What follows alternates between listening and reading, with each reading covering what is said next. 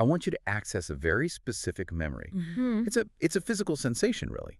It's that precise microsecond where your stomach just drops through the floor Oh, yeah. because you have just realized you've made a catastrophic error. The cold sweat, that absolute biological panic. The cold sweat, exactly. Maybe you just hit reply all on an email that was definitely meant for one person. We've all been there. Or maybe you're looking at a signed contract and you suddenly see a zero is missing from the price you quoted. Hmm. Or, on a much larger scale, maybe you're sitting in a boardroom and it dawns on you that the strategic direction you've been marching your entire company toward for 2 years is, well, it's based on a fundamental flaw. It's the universal dread of the unforced error. And the biology of that moment it's actually fascinating because your brain immediately shifts into survival mode. We have this reflex, it's almost reptilian, to hide the body. Right. It's instantaneous. How do I fix this before anyone sees it? Or, if they have seen it, how do I frame this so it looks like it was the market's fault or the weather or, the consultants? The scramble and spin, we've all done it. It's instinct. We have. And the mission for this deep dive is to prove that the scramble and spin is actually the most dangerous move you can possibly make. And we aren't just talking about morality here. This isn't about being a good person. No, not at all. We're talking about performance. We've pulled together a stack of case studies, finance, aerospace, food service, automotive, that argue that admitting a mistake is actually a high-performance control system. That is the key distinction right there. We usually view apologies as a weakness or maybe a social courtesy. You say sorry to be polite, to smooth things over. But if you look at the mechanics of how high-reliability organizations actually function, a properly engineered admission is. It's a tool. It's a mechanism. A mechanism for what? It is the emergency brake you pull to stop a small failure from cascading into a total system-wide catastrophe. Okay, so we have 4 heavy hitters to unpack today. We're starting with Warren Buffett and a specific shareholder letter from 2008, which is, it's basically a masterclass in accounting for your own stupidity. It is brutal. He basically tells the world, I lit billions of dollars on fire, and here is exactly how I did it. And he shows his work. It's incredible. Then we're going to look at NASA and the 1999 Mars Climate Orbiter. This is a story about how a simple unit conversion error, this is high school physics stuff, burned up a $300 million satellite. And more importantly, why checking your work is actually much, much harder than it sounds when you have huge distributed teams working across the country. Right. Then we've got Domino's Pizza in 2009.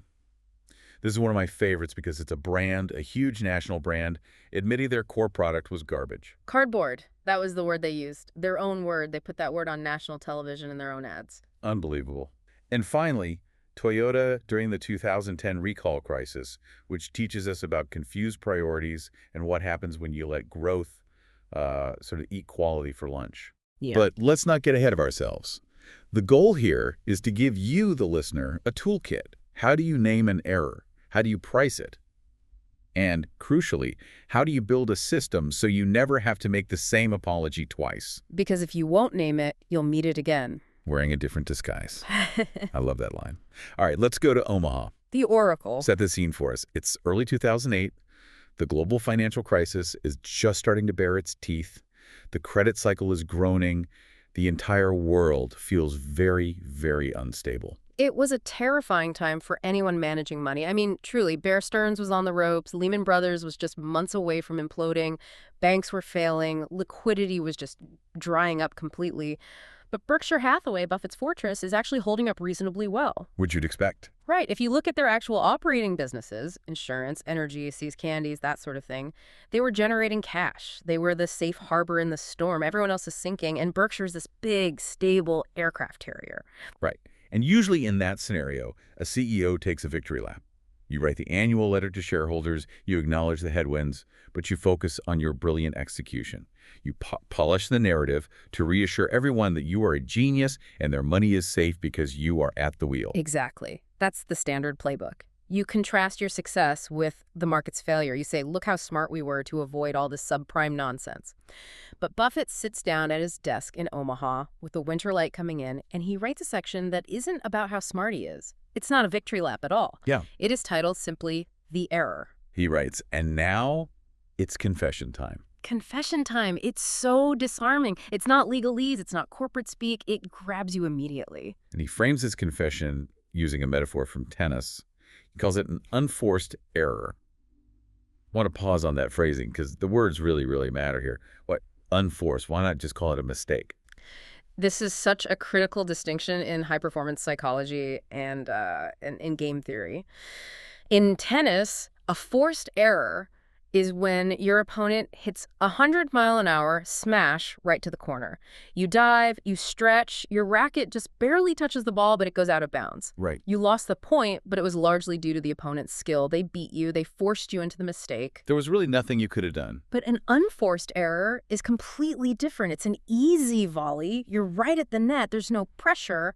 Your opponent is way out of position, and you slam it straight into the net. Or you hit it 10 feet long. You blew it. You blew it. No one made you miss. You just missed. So it's the difference between the market beat me and I beat myself. Precisely.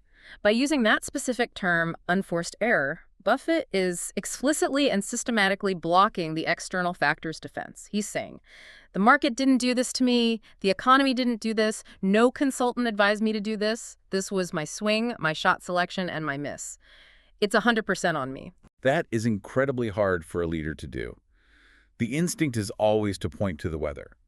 Oh, interest rates changed unexpectedly.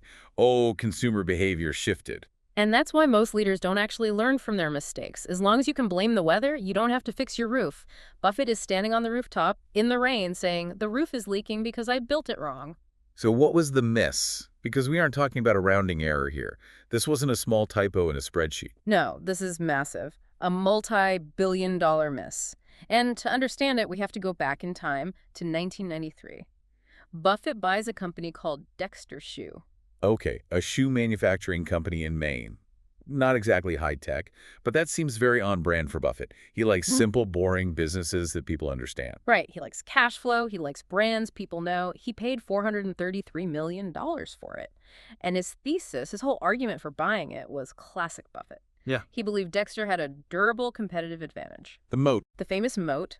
It was a solid American brand. It was profitable. It had good management. He thought it was a fortress. He thought people are always going to need shoes. And Dexter makes good, solid, American-made shoes. And he was wrong. He was completely, catastrophically wrong. It wasn't a fortress. It was a sandcastle. And the tide came in. Within just a few years, the entire dynamic of the global shoe industry shifted dramatically. Low-cost foreign imports just flooded the market. A moat he thought existed. It just evaporated. That Made in America premium, the brand loyalty, it all just vanished. The value of Dexter Shoe effectively went to zero. Okay, but here's where I want to push back a bit, just to play devil's advocate. Every single investor makes bad bets. Venture capitalists expect, 8 out of 10 of their companies to fail completely? Even the best baseball players only get a hit 30% of the time. Sure. So why does Buffett treat this like a moral failing rather than just a statistical probability of doing business? Why is he so incredibly hard on himself in 2008, a decade and a half later? Because of how he paid for it. And this is the deep dive part. This is where we get into the real mechanics of the error. If he had written a check for $433 million in cash, it would have been a bad deal. He would have lost that cash. It would have stung. But it would have been a finite loss. Exactly. But he didn't pay cash.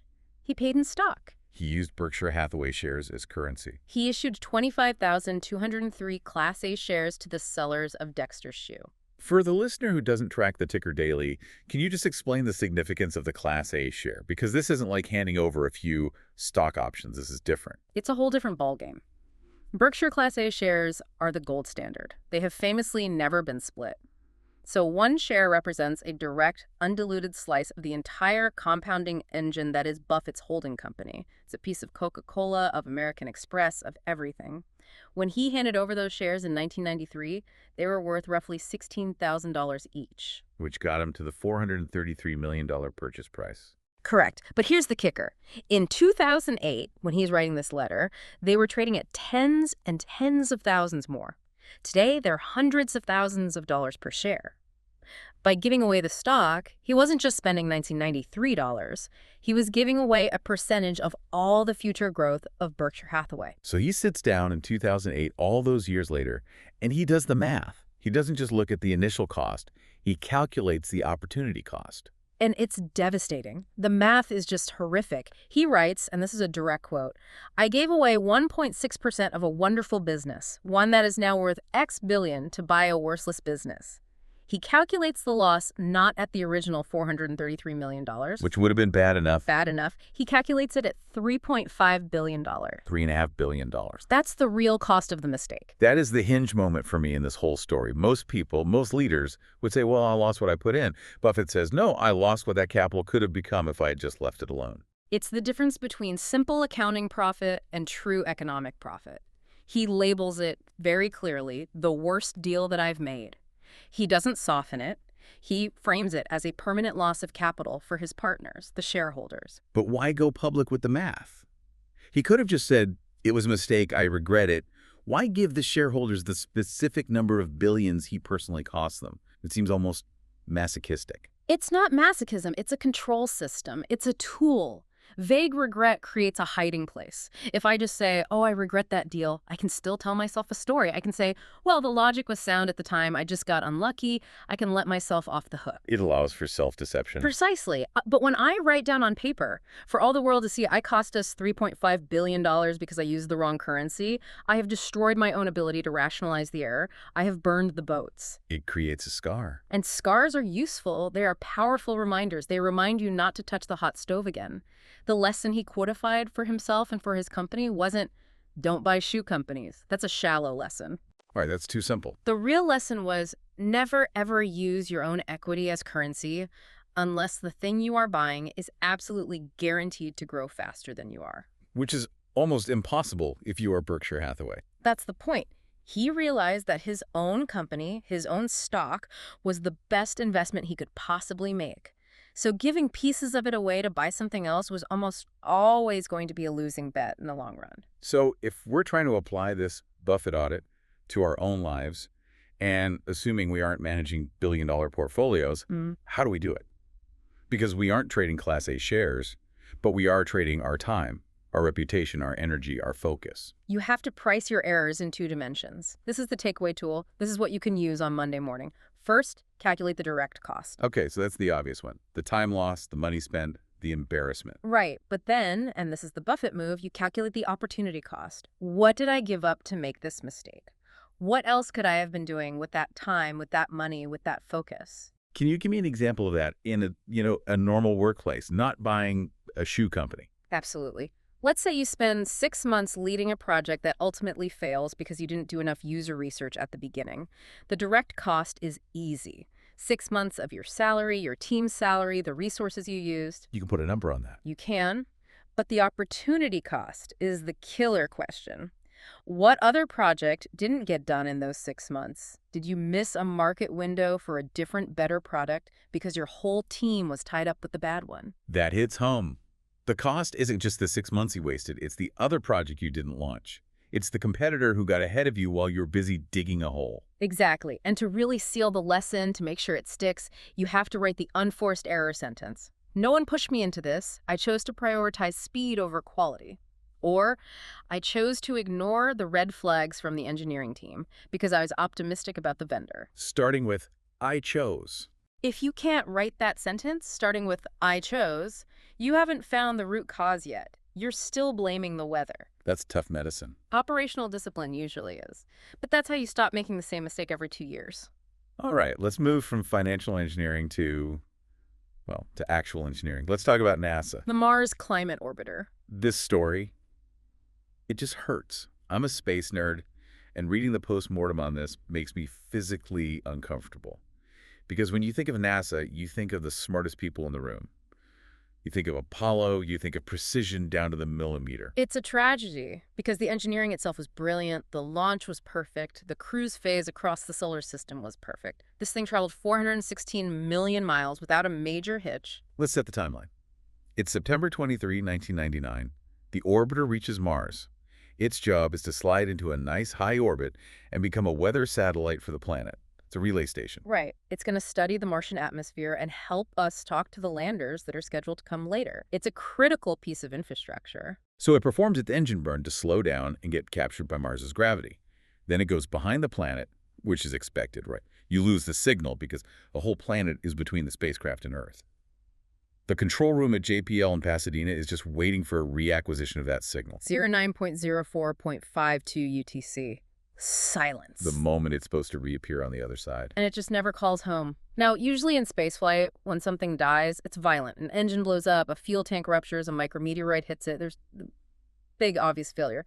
But this wasn't that, no. All the telemetry right up to the end showed the spacecraft was healthy, it was functioning perfectly, its computer was running, its thrusters were firing.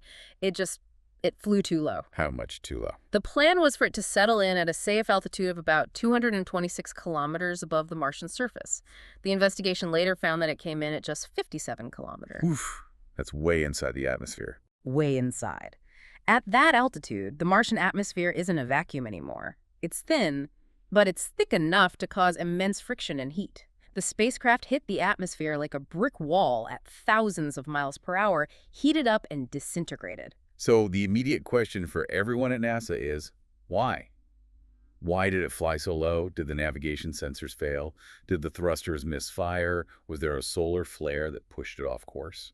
And here's where we get right back into the art of the error. The temptation for NASA, and you have to remember they depend on public funding, so PR is survival, would be to call it an anomaly. Use the jargon, a complex interaction within the space environment. Right. Unforeseen gravitational variance, unexpected atmospheric density. You can bury the truth in jargon so deep that no one can find it. But they didn't do that. They convened a mishap investigation board, and they got brutally specific. They found the smoking gun.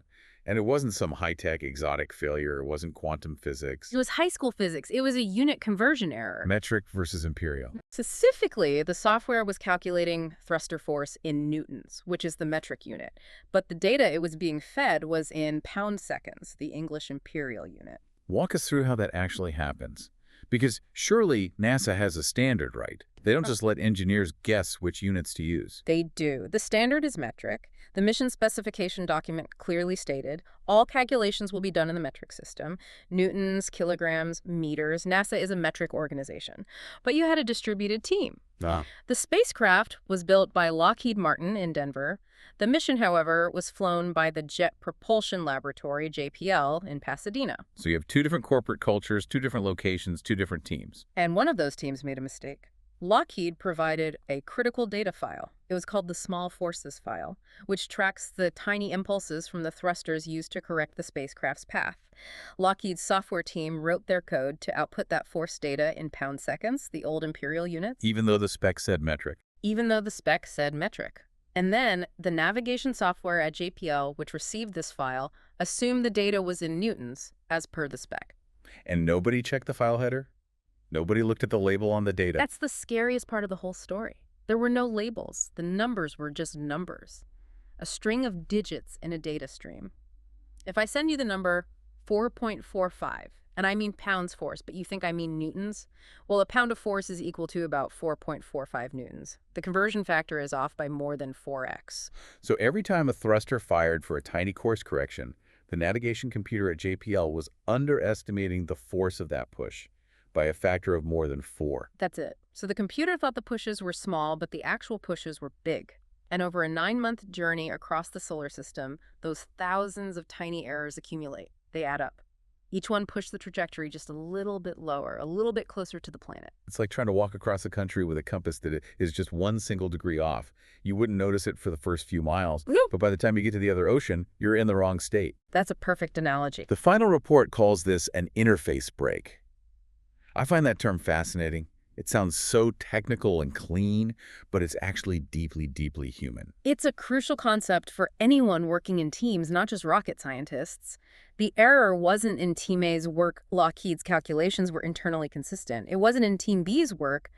JPL's navigation software worked exactly as it was coded. The error lived in the space between them, in the interface. The handshake, the handoff. Exactly. They failed to validate the interface contract.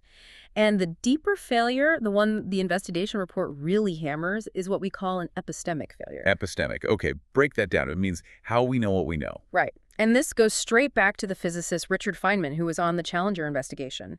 He said, the first principle is that you must not fool yourself, and you are the easiest person to fool. The navigation team at JPL actually saw some weird data during the flight. The trajectory looked a little off. They noticed they had to make more course corrections than they expected. So they had a warning sign. They had a clue. They had whispers, they had signals in the noise, But they reasoned it away. They fooled themselves. They came up with other explanations. They thought, well, there was a simple unit error. Surely someone would have caught it in testing. Or it must be the solar wind pressure modeling. It's notoriously tricky. Someone else must have checked this. That is such a dangerous thought in a complex system. That assumption killed the satellite. They fooled themselves into thinking the system was more robust than it was. So the admission here isn't just we used the wrong units. That's the symptom. The real deep admission is we failed to verify our interfaces and we ignored warning signs because we fooled ourselves. Exactly. How do we apply that? Because most of us aren't calculating orbital mechanics, but we are handing off projects between sales and engineering or marketing and product all the time. You need to create an interface contract checklist. This is the practical tool. For every critical handoff in your organization, you don't just email a file or Slack a document and hope for the best. You explicitly define 4 things and you write them down. Okay, what are they? 1, the owner. Who made this data? Who is responsible for it? 2, the format. What is this file? Is it a CSV, a PDF? What are the columns? 3, the units or the definitions. What does done mean? What does revenue include? And yes, is this in pounds or newtons? And 4, and this is the most important one, The validation method. the validation method. How do we, the receivers of this data, prove it is correct before we use it? Don't just ask, did you send the file? Ask, how do we know the file means what we think it means? So before I ingest your data, I run a simple test on a small sample to prove it's in metric, or to prove the date format is correct. Exactly, a simple handshake test. And the second tool from this is the blameless timeline. NASA is famous for this. When they investigate a failure, they strip out all the adjectives and all the blame.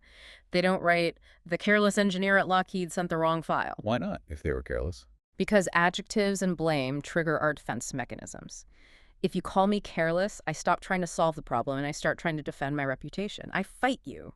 My goal is no longer to fix the system. It's to prove I'm not a bad person. It turns into a personnel problem. Right. But if the timeline just says at 09.0, file transmitted from Denver, at 09.05, file ingested by Pasadena software, at over 9.0, course correction computed based on imperial units. That is just a sequence of facts. I can't argue with a fact. And together, we can now fix the process that allowed the imperial units to pass through the system unchecked. It turns a personnel problem into a system problem. And system problems are solvable. Personnel problems are just messy and endless. Don't just admit you were wrong. Yeah. Build a chant that makes being wrong harder next time. That's the legacy of the Mars Climate Orbiter. They lost a beautiful satellite, but they gained a set of protocols that has probably saved every single mission since. Okay, let's pivot. Yeah. We've done the vacuum of space. Now I want to talk about something slightly greasier. Yay! 2009, Domino's. I remember this era of Domino's very, very well. Yeah. It was functional food. It was 2 a.m. college food. It was, I have $5 in my pocket and I am hungry food. It was a caloric intake vehicle. It wasn't a culinary experience. The brand was built on speed and price, not on taste. They were a logistics company that happened to sell pizza. And the executives, they knew this, but I don't think they knew the sheer extent of the consumer hatred for their product. They did these focus groups in Ann Arbor, Michigan, and the footage they got back is just legendary in the marketing world. It's visceral. Usually focus groups are kind of polite. People say, it's okay, maybe a little salty for my taste. But here you have a real customer sitting behind a one-way mirror saying things like, the crust tastes like cardboard. Cardboard. That's the one that always sticks with me. It's so evocative. Another one said, the sauce tastes like ketchup. And one person, this is my personal favorite, looked right at the camera and said, this is the worst excuse for pizza I've ever had in my life. Now, you have to put yourself in the shoes of the CMO, or the CEO at the time, Patrick Doyle. You're watching your customers just methodically destroy your core product. You've built your entire career on this pizza. The normal corporate reflex is to bury that tape deep in the archives. Burn it. Never speak of it again. Or you spin it. You find a way to discredit it. You say, look, these are just outliers. We sell millions of pizzas a year. Most people love us for our value and our speed. You focus on your value proposition. You completely ignore the massive quality deficit. You tell yourself the customers are wrong, or maybe they're just snobs. Exactly. But Doyle does something. I mean, it's genuinely insane from a traditional marketing perspective. He decides to take those tapes and air them on national television during prime time. He built a whole campaign around it, the pizza turnaround campaign. But why? Why would you pay millions and millions of dollars to tell the entire world your product sucks? It seems like corporate suicide. It's a strategy called radical transparency, but it's being used here as a weapon against something called trust debt. Think about it from the customer's perspective. If you, the customer, know for a fact that the pizza tastes like cardboard, you've eaten it, your senses tell you it's bad, and the company, keep running ads telling you it's delicious, made with premium ingredients, what happens in your brain? I stop believing anything you say. I immediately think you're either a liar or you have no taste buds. Either way, your credibility is zero. Exactly. I am asking you to deny your own sensory experience. That creates a massive gap in trust, a debt. And it gets bigger with every ad I run. By airing those insults, Domino's closed the gap in an instant. They essentially said, "You're right, we hear you. It is like cardboard. We agree with you." It just completely stops the argument. It instantly aligns the company with the customer. We are now on the same side of the table looking at the bad pizza together. The company isn't the villain anymore. The old bad pizza is the villain, and the company is the hero that's going to ride in and fix it. But you can't just say, "We suck," and leave it there. That's just depressing. That's just a very expensive, very public, bad Yelp review that you paid for yourself. Correct. The admission is only the setup. It's the first act. The campaign wasn't just, "We're sorry." It was, "We're sorry, and here is the brand new recipe. New crust with garlic and herbs, new sauce with a kick, real cheese." The apology was a bridge to the solution. There's a huge risk there, though. I mean, a massive risk. If you make a big show of apologizing and you promise a fix and the new pizza is also bad, you're dead. You're done as a brand. There's no coming back from that. You are gone. Absolutely. That's why the rule here, the takeaway, is proof before promotion. Domino's didn't just dream up the ad campaign and then rush to the kitchen. They spent huge amounts of time and money in R&D first. They couldn't afford a second unforced error. The new product had to be undeniably better, and it had to be in the stores and verified before the first commercial ever aired. I really like the tactical takeaway here about using customer language. Corporate apologies are almost always filled with these mushy euphemisms. We fell short of our high standards. We experienced a temporary service interruption. We are realigning our flavor profile to better meet consumer expectations. Exactly. It means absolutely nothing. Domino's used the word cardboard. If you use your own corporate speak, you sound like a lawyer reading a press release. You sound defensive.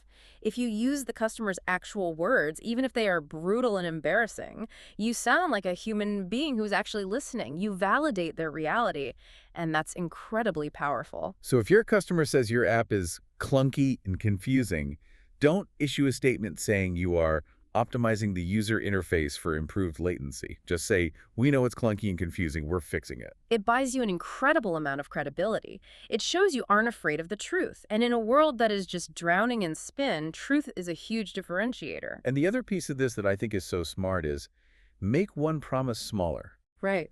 Don't promise we will be the greatest company in the history of the world. That's too big. It's unbelievable. Promise we will fix the crust. It's tangible. It's measurable. It's binary. After you try it, you can ask, did we fix the crust? Yes or no? It's all about paying down that trust debt you mentioned. If you disappoint people, you owe them proof, not more promises. That's it in a nutshell. All right, last stop on our tour of failure. We're going to 2010, the automotive industry. Toyota. This one just feels heavier because it's not about money or pizza. Lives were at stake. This is a full-blown crisis of safety, the unintended acceleration scandal. Yeah. Floor mats that could trap the gas pedal, sticky accelerator pedals. People were crashing. Families were terrified to drive their own cars. The date is February 24, 2010. Akio Toyoda, the grandson of the company's founder, is in Washington, D.C., testifying in front of the U.S. Congress. The atmosphere is incredibly hostile. Toyota's stock is tanking.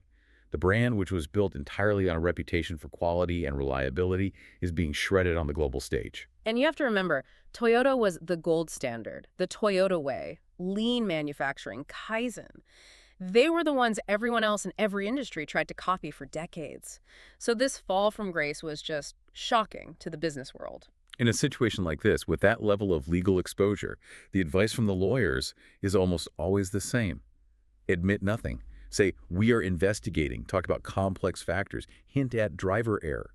Liability is the enemy. You protect the corporation at all costs. That's the instinct. But Akio Toyoda steps up to the microphone, bows deeply, and says, I take full responsibility for that. And he goes even further. This is the crucial part. He doesn't just apologize for the defects, for the bad parts.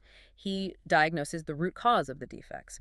And he says the cause wasn't a specific engineering failure. It wasn't a bad part from a supplier. The cause was the company's strategy. What was the diagnosis? What did he say was wrong with the strategy? He admitted that Toyota had become confused.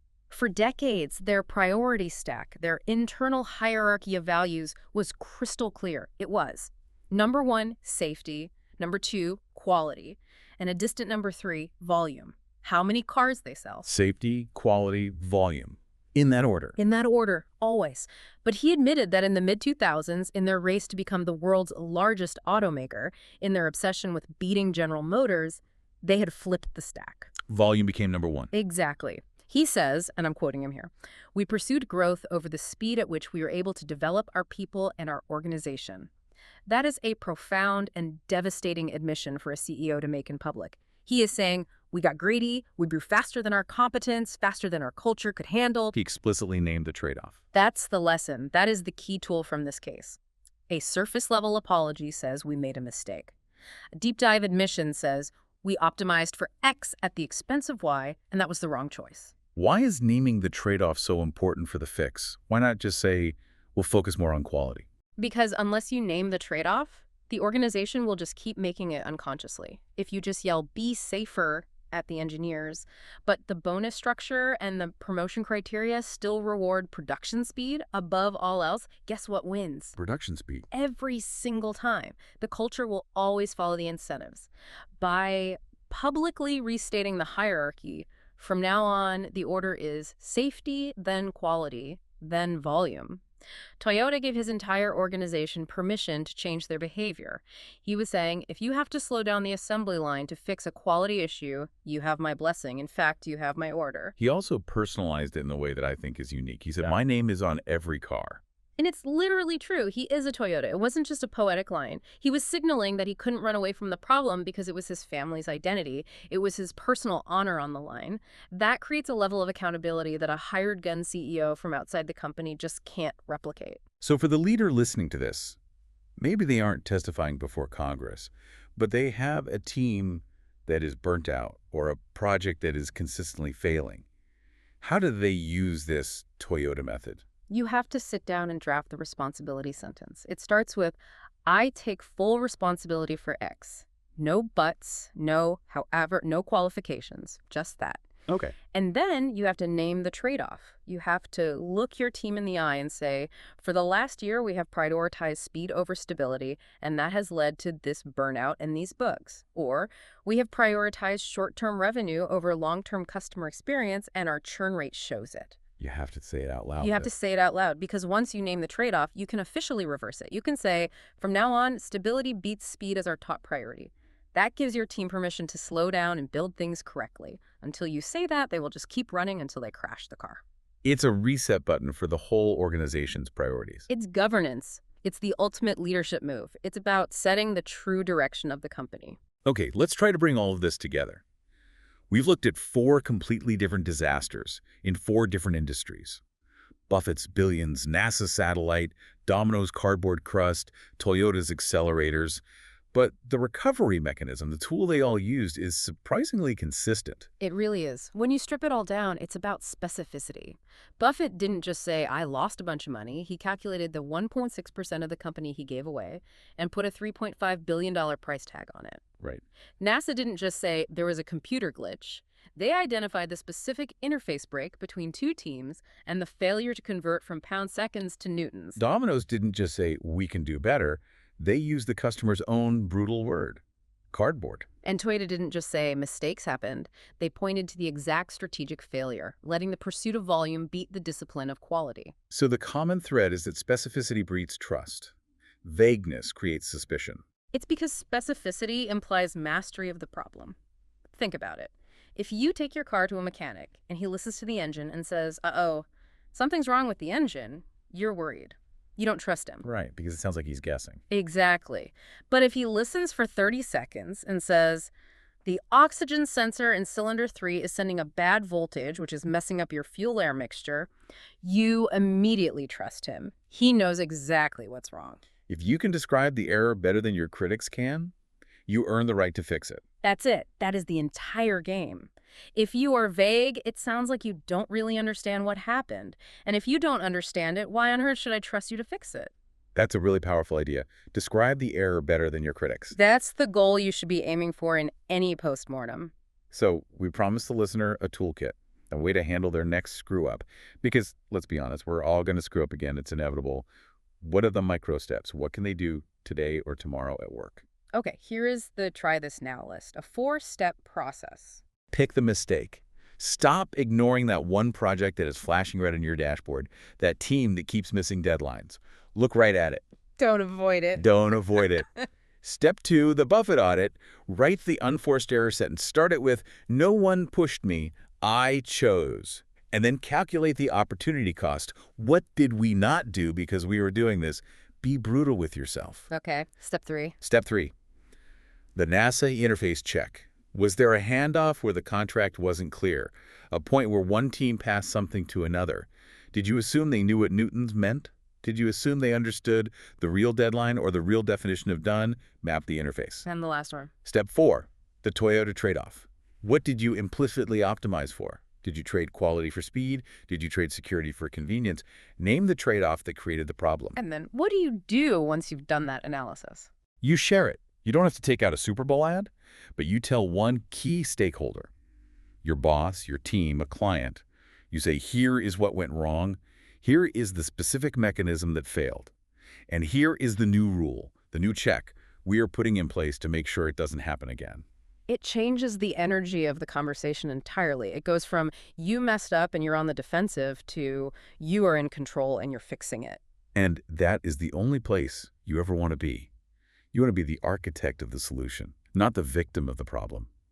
Admitting the error, specifically and deeply, is how you seize control back from the chaos. I want to leave the listener with that thought we started this whole thing with, that powerful idea of the disguise. If you won't name it, you'll meet it again, wearing a different disguise. The market will change. The technology will change. Your team members will change. But the root cause, the unnamed trade-off, the unchecked interface, the unforced error, it will come back to haunt you until you build the check to stop it. And to borrow from the lessons of NASA, don't just admit you were wrong, build the check that makes being wrong harder next time. Amen to that. This has been The Deep Dive. Thank you for trusting us with your time. Go find your unforced errors before they find you. Stay curious. See you next time.